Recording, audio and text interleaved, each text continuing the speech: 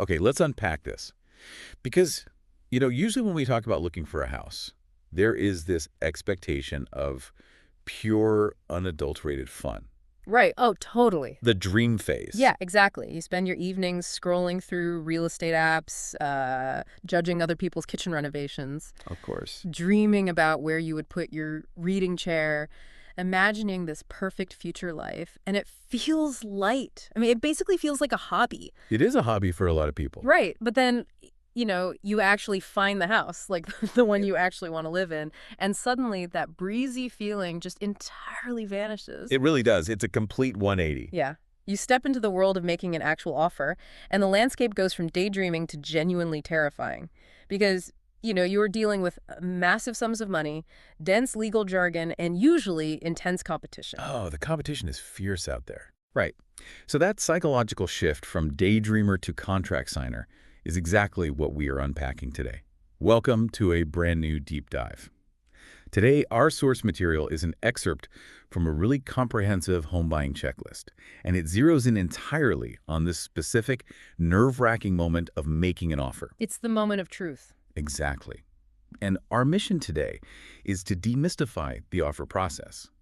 We want to help you transform that natural anxiety you might be feeling into a calculated winning strategy. And that transformation is so critical because, well, the anxiety doesn't actually come from the house itself. Wait, really? Where does it come from then? It comes from the sheer weight of the transition. I mean, you are moving from the fantasy phase of window shopping to making a major, legally binding financial commitment. Right. You're actually putting your money where your mouth is. Exactly. To navigate that successfully, you have to fundamentally shift your mindset. You can no longer operate as an emotional buyer. You have to become a tactical strategist. Okay, I love that. A tactical strategist. Let's start building that strategy from the ground up then, starting with how you actually construct an offer that catches a seller's eye. Right. The foundation of the whole thing. Yeah. And reading through our source material, I kept thinking that making an offer is remarkably similar to submitting a resume for a highly competitive job. Oh, that's a really good way to look at it. Right. Because you wouldn't just walk into an interview, shout your desired salary, and expect to get hired. The salary is just one piece of the puzzle. It's a big piece, but yeah, just one piece. Exactly. An offer on a house is a complete package. It's a combination of your financial strength, your timeline, and your liability. It's all signaling to the seller how smooth it will be to work with you. That resume analogy captures the dynamic perfectly. Because, the purchase price is obviously the headline, right? But a high number completely collapses if it isn't supported by the rest of your package. Makes sense. And even that headline price, it cannot be a number you just pull out of thin air based on how much you love the backyard. Right. You can't just be like, I love the oak tree, here's an extra 20 grand. Exactly. The data demands that you base your offer on comparable homes, what the industry refers to as comps. Okay, I always hear that term, Oh. comps. But comps aren't just looking at the asking prices of the houses down the street, right? I mean, anyone can ask for $1 million for a shack. Oh, definitely. Asking price is essentially meaningless. It's about what the market actually validated, what similar homes recently sold for. Got it. You have to look at historical data of homes in the immediate neighborhood, similar square footage, comparable bedrooms, and similar condition. And then, and this is key, you overlay that hard data with the current market velocity. Market velocity, like how fast things are selling. Exactly. If houses are sitting untouched for 3 months, well, your pricing strategy can be far more aggressive than if there's a line of eager buyers out the door at an open house. Right. That totally shifts the leverage. Yeah, you're calculating a number that reflects both the intrinsic value of the property and the extrinsic pressure of the market. Okay, so we have our data-driven price. But going back to that resume idea, what else are we bringing to the table to stand out? Well, this is where it gets really interesting. Yeah, because the source material highlights the timeline, specifically the closing date. And this genuinely surprised me because the conventional wisdom is always that cash is king, right? That's what everyone says. Cash is king. Right. The highest bidder automatically wins. But the source indicates that offering a flexible closing window can actually defeat a slightly higher monetary offer. It happens all the time. But how? How does a delay in time beat cold, hard cash? Well, we have to remember the human element on the other side of the transaction. Sellers are human beings. They're dealing with their own massive cognitive load and stressful Oh, transition. for sure. Moving is the worst. Right. So imagine a seller who is building a new house and their contractor just told them, hey, the new build is delayed by 2 months. Oh, no. That's a nightmare. Exactly. If you, the buyer, offer $5,000 over asking price, but you demand to move in next Friday, well, you are creating a logistical nightmare for that seller. Yeah, they have nowhere to go. Right. They have to find temporary housing, secure a short-term lease, pack up their entire life, put their furniture in a storage unit, and then move a second time 2 months later. Ugh. Nobody wants to endure a double move. The stress of packing once is bad enough. Exactly. Now, imagine a second buyer comes along. They offer slightly less money, maybe 5 grand less, but they recognize the seller's dilemma. Yeah. They say, look, we have a flexible living situation. We can close whenever you are ready. Take the 2 months you need. Oh, wow. Yeah. For that seller, the sheer convenience and the alleviation of that moving anxiety is often worth significantly more than the extra $5,000 from the first buyer. That is so smart. You aren't just buying their property. You are actively solving their problem. Precisely. Okay. You are trading your flexibility for their peace of mind. Okay, so that shifts the entire perspective. And along with that timeline, the source stresses the importance of financing terms, specifically attaching a strong pre-approval letter from a reputable lender. Absolutely essential. That essentially serves as your financial reference, right? Proving you actually have the backing to close the deal so the seller doesn't waste their time. Yeah. A pre-approval means a financial institution has actually looked under the hood. They've examined your income, your credit history, your debt levels, and they've stated they're willing to lend you the money. Right. It removes a massive layer of doubt for the seller. Without it, your offer is essentially just an IOU written on a napkin. An IOU on a napkin. Yeah, nobody's accepting that for $500,000. Definitely not. Now, regarding how to assemble this package quickly in a fast-moving market, the source points out a specific strategy called the real-time advantage. Oh, yes. What's fascinating here is how they apply this. Yeah, because it uses an example of a dedicated two-agent team, like a duo called Spouses Selling Houses. And initially, I'll be honest, that just sounded to me like a localized marketing detail. Like a catchy billboard slogan. Exactly. But looking at the mechanics of it, it actually highlights a massive tactical advantage regarding information asymmetry and parallel processing. It really does. The mechanics of that team approach are fascinating when you break them down. Because real estate negotiations in hot markets, they happen at breakneck speed. Oh yeah, blink and you miss it. Right. So a single agent working alone faces a severe bottleneck. I mean, they have to pull the comps, analyze the spreadsheets, draft the legal paperwork, and then, only after all that is done, pick up the phone to communicate with the listing agent. There's limited by linear time. They can only do one task at a time. Exactly, which leaves them vulnerable to someone who operates faster.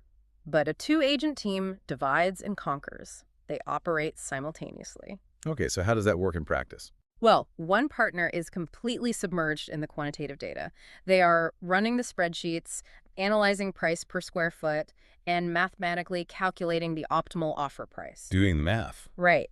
And at that exact same moment, the other partner is handling the qualitative side. They are on the phone with the listing agent, building rapport and gathering vital intelligence. Oh, wow. So they're asking, why is the seller moving? Do they need that flexible timeline we just discussed? Are they terrified of a long escrow period? Exactly. It bridges the hard data with human connection. So you end up with an offer that is perfectly tailored to the seller's specific anxieties, and you get it submitted before the single agent has even finished their spreadsheet. That is incredible. It removes the bottleneck entirely. It is a brilliant example of how division of labor can secure a competitive edge in a high-stakes environment. It really is. All right, let's pivot a bit, because we have engineered this incredibly attractive, highly tailored offer. Right. We are offering a fair price, we are solving the seller's timeline problems, and we look like a complete dream buyer. The perfect package. Right. But this brings up a massive concern for me. If we optimize everything to please the seller, didn't we just strip away our own armor? Ah, the safety net. Yeah.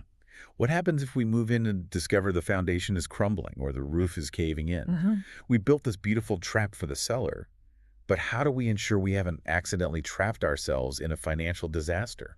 And that brings us directly to the concept of contingencies. Okay.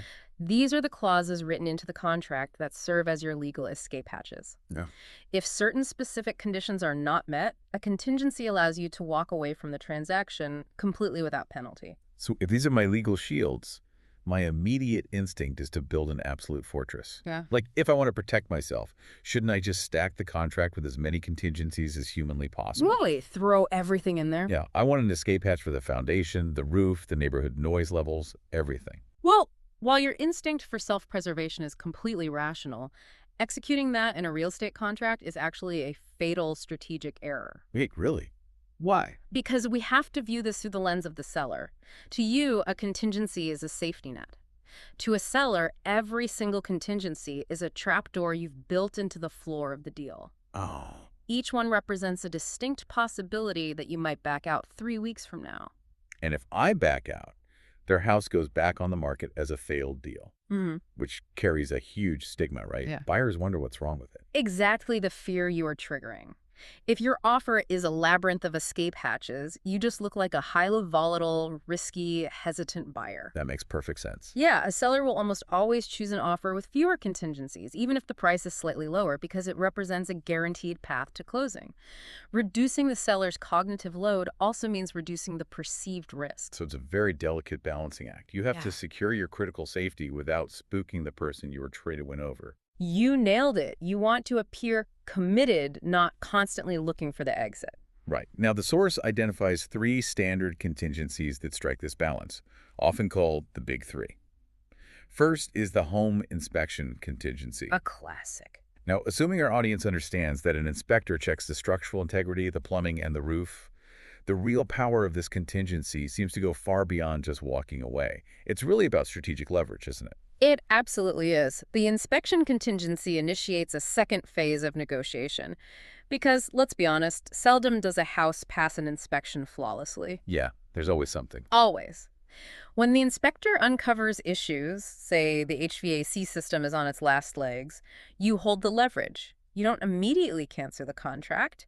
Instead, you present the findings to the seller and ask them to either repair the system before closing or, more commonly, reduce the purchase price so you can afford to replace it yourself. Oh, nice. And because the seller already took the house off the market and doesn't want to start the whole process over with a new buyer, they are highly incentivized to negotiate.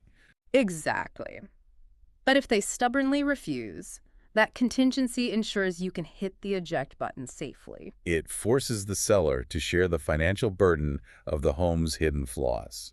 I love that. Okay, what's the second one? The second major safeguard is the financing or mortgage contingency. Okay, let me pause you there, actually, because this one confused me in the reading. Oh, sure. We just spent time establishing how crucial a pre-approval letter is. Right. If I already proved to the seller that a bank pre-approved me, why do I need a financing contingency? Didn't the bank already agree to lend me the money? That is a very common misconception. There's a vast difference between a pre-approval and formal underwriting. Okay, break that down for me. Think of a pre-approval as a snapshot. The bank takes a quick picture of your finances today and says, yes, you generally look like a good candidate. But formal underwriting is like a continuous movie that runs from the moment your offer is accepted until the day you close. The underwriter's job is to scrutinize every single line item in your financial life through a complex risk algorithm. They verify your employment, they scrutinize large deposits, they recalculate your debt-to-income limits. Wow, okay, so if I were to suddenly lose my job or take on a massive new debt the week before closing, The underwriting algorithm flags you as too high risk, and the bank will instantly revoke the loan. just like that. Just like that. They will refuse to fund the purchase. Now, if you did not have a financing contingency explicitly written into the contract, the fact that the bank withdrew your funding would not matter to the seller. Wait, what? Yeah, you would still be legally bound to purchase that property, and since you wouldn't have the cash, you would be in breach of contract. That is terrifying. It is. The financing contingency is your absolute shield against the bank changing its mind. It protects you in the rare event your formal loan approval falls through. I suddenly see why that one is non-negotiable. It protects you from variables completely outside your control. Exactly. Okay, so the third member of the Big Three is the appraisal contingency, which feels intimately tied to the financing piece. It is the other side of the lender's coin, actually. While the financing contingency ensures you are a safe investment for the bank, the appraisal contingency ensures the property is a safe investment. Because the house serves as the collateral for the massive loan they are giving you. Right. The bank needs mathematical certainty that if you start paying your mortgage and they have to foreclose, they can sell the house and recoup their money. Makes total sense. Yeah. Let's play out a scenario here to understand the mechanics. Let's say we get swept up in a bidding war. The house is listed at $400,000, but we offer $450,000 to secure it. Happens every day in a hot market. Right. And the seller is thrilled and accepts. But then the bank sends out their independent appraiser, who looks at the data and concludes, no, this property is actually only worth $400,000. What happens to that $50,000 gap? Well, the bank's logic dictates they will only lend you money based on their independent appraisal of $400,000. They will not finance your bidding war premium. Coach. Yeah. That $50,000 gap creates a high-stakes standoff, but the appraisal contingency gives you options. Your first move is usually going back to the seller and demanding they lower the price to the appraised value. But the seller is going to resist that, right? Yeah. They thought they were getting an extra 50 grand. Oh, they will definitely push back. They might ask you to cover the gap by bringing $50,000 in actual cash out of your own savings to the closing table. Oh, wow. I don't think most people just have an extra 50 grand lying around. Most don't. So it becomes a game of chicken. Does the seller want to risk losing the deal and relisting a house that now has a documented lower appraisal value on record? Or do you want the house badly enough to drain your savings? That's intense. It is. But if neither side compromises, the contingency allows you to walk away entirely unharmed. It is incredible how these clauses dictate the entire flow of power during the transaction. Truly. Now, we've structured the offer and established our legal escape hatches, but a contract is just words on paper without something to back it up. That brings us to earnest money, which the source material defines as your skin in the game. Ah, earnest money. This transforms your offer from a polite suggestion into a serious, legally binding intent to purchase. Right. Here's where it gets really interesting to me. I am essentially writing a massive check just to prove I am not joking. Is this conceptually similar to handing a landlord a security deposit when you sign an apartment lease? The spirit of showing good faith is similar, but the actual mechanics of how the money is handled and what it represents are fundamentally different, and those differences are vital for a buyer's peace of mind. Okay, break down the mechanics for me, starting with the amount. Is there a standard percentage? Because the source mentions there is no steadfast formula based on purchase price, which implies it's just a wild guess. It's not a guess, it is highly strategic. The amount is a calculated psychological tug-of-war between liquid cash and negotiable. How so? Well, sellers naturally push for high earnest money amounts. If you put down $50,000, the seller knows you are deeply committed because walking away means potentially losing a fortune. Right. Buyers, conversely, want to put down as little as possible to keep their cash liquid and mitigate their own risk. It becomes a calculation of comfort levels and is often part of a counteroffer. Okay, so if I agree to put down, say, $20,000, I am absolutely not writing a personal check and handing it directly to the seller, right? Because my nightmare is they cash it and immediately move to a tropical island. You never hand that money to the seller, ever. That is where the security deposit analogy completely breaks down. Oh, thank goodness. Yeah. Landlords hold your deposit, and if there is a dispute over carpet stains later, you have to fight them to get it back. Earnest money operates under the strict rules of escrow. You wire those funds to a neutral third party, typically a title company or a specialized escrow officer. And what is their role? Are they just a secure vault? Far more than a vault. They have a strict fiduciary duty to follow the written contract to the letter. They are an impartial referee. The escrow officer legally cannot release your money to the seller unless the seller fulfills every single obligation required to close the deal. It entirely removes emotion and the risk of theft from the equation. It is deeply reassuring. It should be. So if the deal proceeds smoothly, I assume that $20,000 isn't just an extra fee. Where does it go at the end? If the deal closes, it simply applies to your down payment or closing costs. You are simply prepaying a portion of your final bill. Got it. And if we hit one of those trapdoors we discussed, say the inspection reveals that crumbling foundation, and we decide to use our contingency to walk away. You present the inspection report, formally invoke the contingency, and the escrow officer reviews the contract. Because you operated within the legal boundaries of your safety net, the escrow officer is legally bound to release your earnest money straight back into your bank account. The seller cannot touch it. Okay, but wait. The source outlines a scenario called liquidated damages, where the seller actually does get to keep your money. How does a buyer trigger that disaster? This is the true meaning of having skin in the game.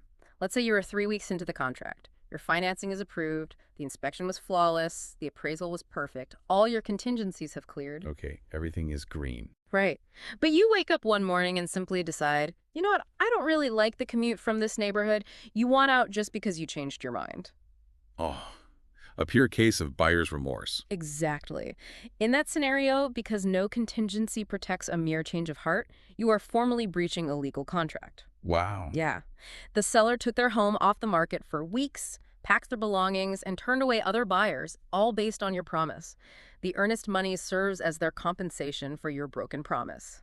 The escrow officer will release those funds to the seller. Yikes. That is an incredibly expensive change of heart. That penalty ensures buyers only submit offers on properties they are wholly committed to purchasing. Okay, so the offer is meticulously structured, the contingencies are set, the earnest money is locked safely in escrow. What happens next? We enter what is universally acknowledged as the absolute peak anxiety window of the entire process, the waiting game. Oh yes, the silence. Mhm. You have launched this massive financial proposal out into the void, and now you must sit in total silence while the seller contemplates your future. It's excruciating. And the source outlines a critical warning about what buyers absolutely must avoid doing during the silent window. Crucial warning. It emphatically states, do not make any major financial changes. Do not buy a car. Do not open new credit cards. Do not finance a house full of furniture. To nothing. Right. Now, I understand the temptation. The Endowment effect kicks in. You start feeling like you already own the house, so you head to a showroom and open a store card to buy a massive new sectional sofa. But why is that specific action so dangerous right at the finish line? This ties directly back to our discussion about formal underwriting. Remember, underwriting is a continuous movie. Right. Lenders do not just approve you and look away. They utilize continuous monitoring software. Hours before you sit down to sign the final closing documents, the lender pulls your credit report one final time. Oh, wow. Hours before. Literally hours.